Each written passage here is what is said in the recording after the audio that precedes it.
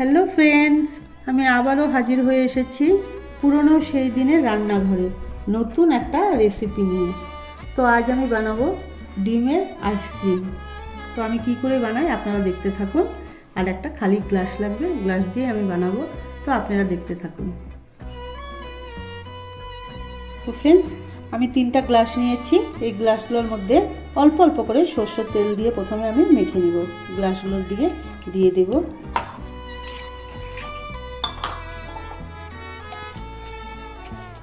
সুন্দর করে দেখুন আমি তেলটা লাগিয়ে দিয়েছি। তো প্রথমে আমি ডিমটা ভেঙে নেব।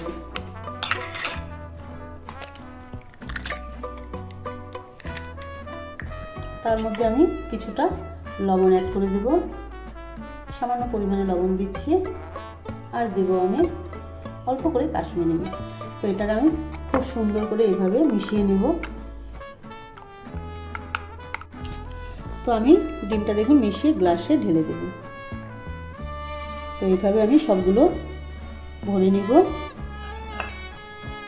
তো ফ্রেন্ডস, আমি দেখুন সসপ্যানে জল বসিয়েছিলাম, প্রথমেই জলটা গরম হয়ে গিয়েছে। তো আমি গ্লাসগুলোতে যে ডিম ঢেলেছিলাম সেটা এখন আমি এখানে বসিয়ে দেব।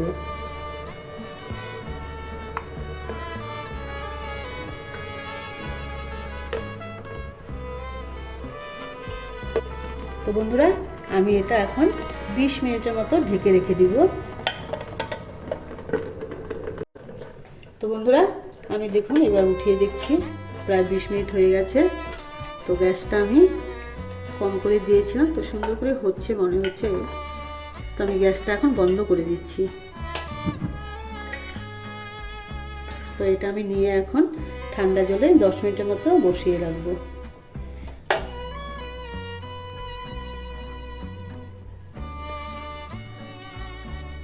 তো বন্ধুরা, এটা আমি গরম জল থেকে উঠিয়ে এখন ঠান্ডা জলে বসিয়ে দিচ্ছি।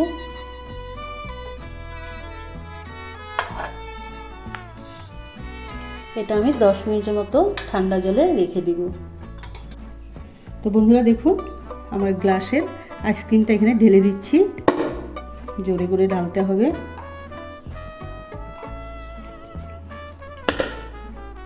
দেখুন খুব সুন্দর করে হয়ে গেছে।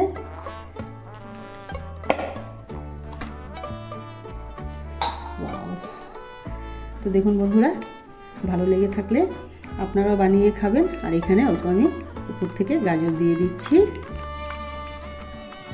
বিট দিয়ে দিচ্ছি।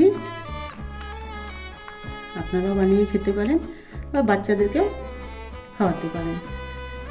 তো বন্ধুরা, আমি একটা কেটে দেখাচ্ছি আপনাদেরকে।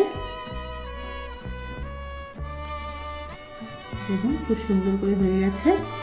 তো এটার মধ্যে আপনি সস দিয়েও খেতে পারেন বা এরকমভাবে গাজর, বিট এগুলো দিয়েও খেতে পারেন।